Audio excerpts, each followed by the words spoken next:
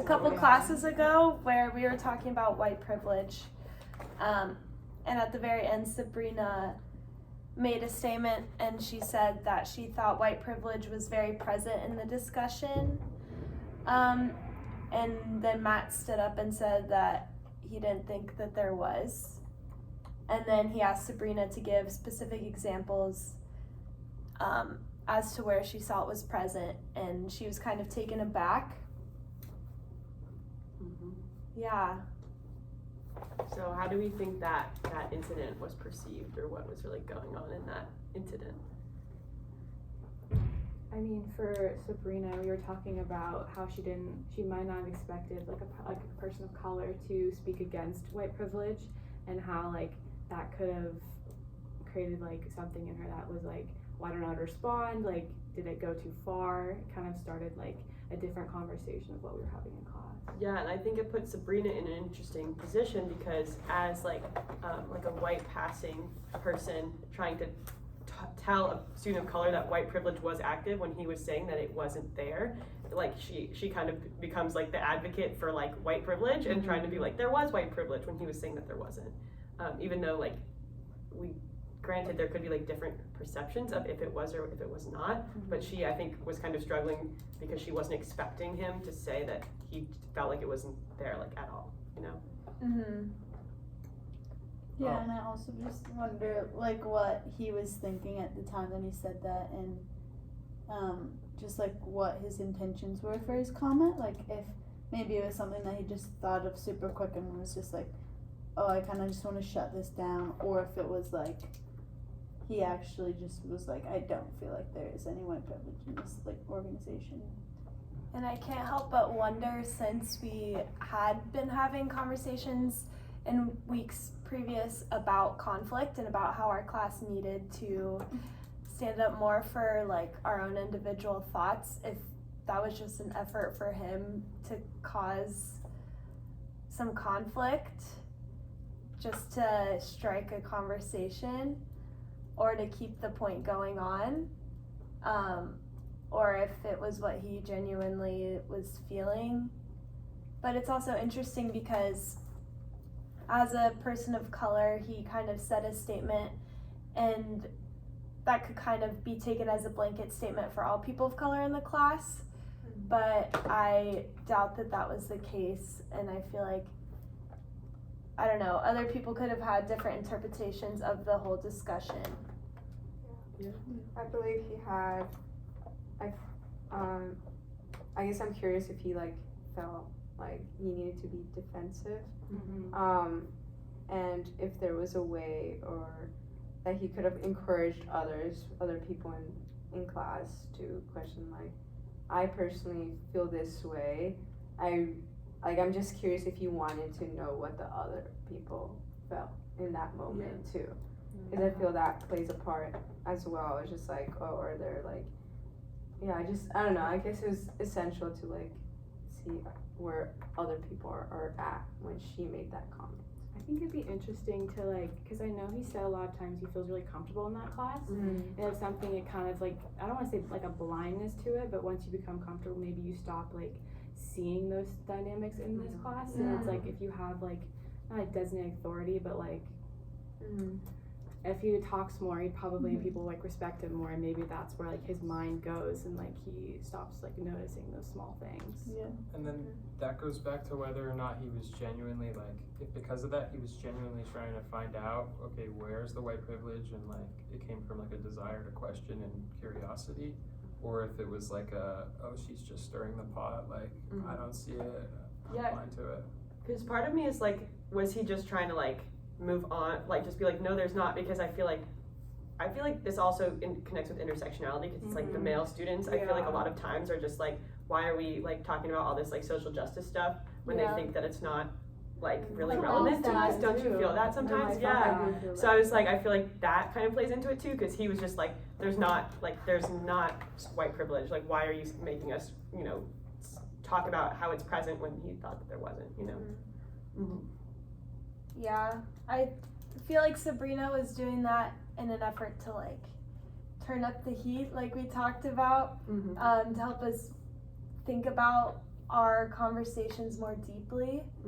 And I feel like other points in the conversation where,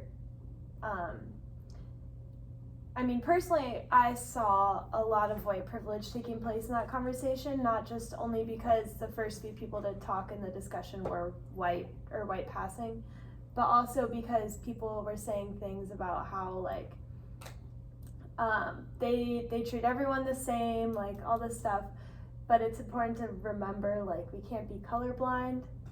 And even though we may feel some way, we can't account that for how everyone else feels, and like they have different backgrounds and their different perceptions of things, and that can be influenced by race. And so not everyone's observations or feelings are all going to be like identical. If you're feeling white privilege or not, you know, like, I don't know. Yeah, I agree to that, because as a group, I feel like sometimes we're in denial that we all have a lot of assumptions going on. And I guess we're still not, we're still on the surface level if we're still making those assumptions. I mean, not, I guess in denial that we're making those assumptions. I mean, even going into like our reactions of the incident, that's why I think I was a little like taken back when you said that, because we just went from like a predominantly like a white perspective and how white privilege and how we were talking about in our class and how we had like a more heated debate, and then that's what he says that. So I think it was a really interesting like caveat to like what we were actually talking about before, and how like it almost felt just like different from the like conversation, and how like other people were getting heated about the color blindness, and how like you can't really just say like, oh, it doesn't exist. And so that's why I thought it was really interesting that he was like, I don't really see it here. Yeah, because I feel like maybe this is a wrong thing to think, but like as a student of color, maybe he has a little more authority in the conversation about like race and white privilege. So like for him to shut down the conversation, I think that is like I don't really know what it means, but it's an interesting dynamic, because that like I said earlier, like who is then a white presenting teacher to say like, no, it is here, when he like has a little more like, you know, informal authority on it. And I'm curious, like, what would have happened if another student of color said something about, like, no, I think I observed white privilege in this example. Like, would there be some sort of weird tension between those two students of color? Because that's kind of what the topic is kind of about, where they do have more authority because they're not white, you know, like, how would that dynamic play out? Yeah. Sorry.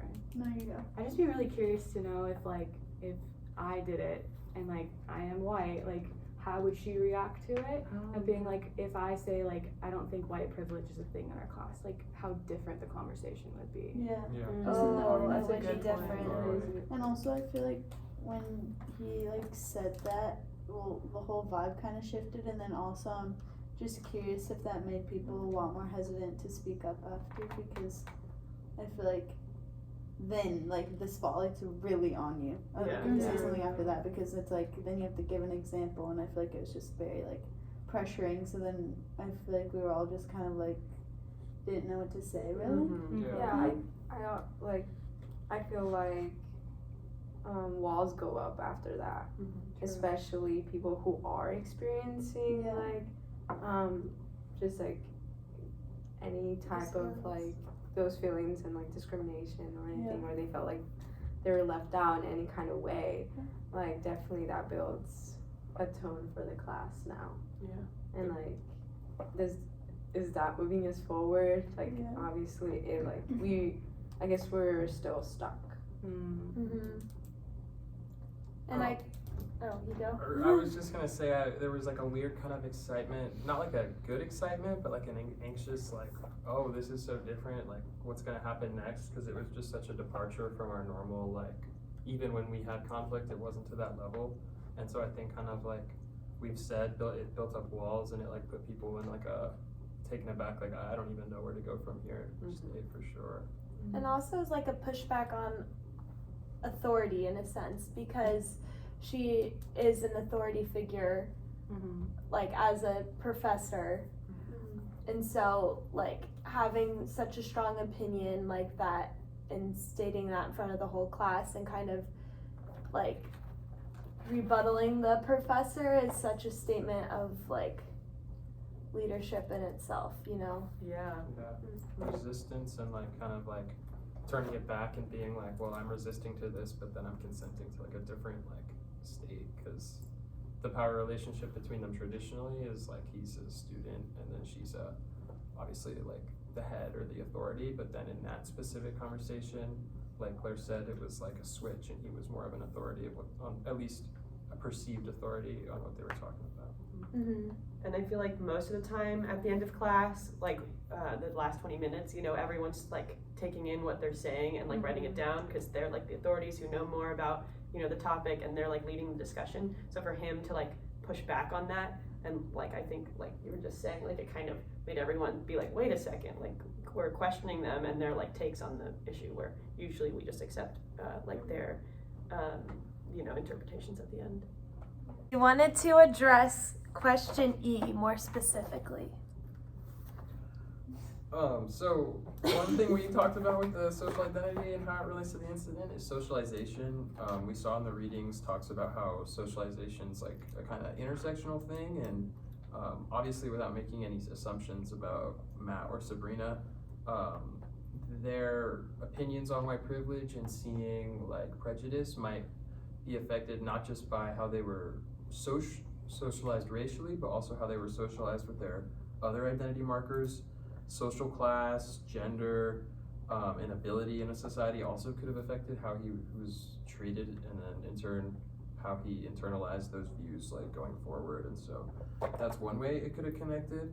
And on top of that, another way we see social identity relating is that as a group we automatically made assumptions that the non-dominant group or that the person of color would have the answers to the questions of the problems in it, and we automatically kind of attached him and the situation to each other. And so we kind of were just mindful of that like aspect of power relations that we all experienced. I think after we all came to the conclusion of like coming up, the idea was like the math situation and professors Sabrina, and we keep in mind that we do not have Matt in this group, so we all came to like one conclusion like about our feelings and thoughts and what we observed. So we are missing that part of this conversation, and we're just keeping that in mind.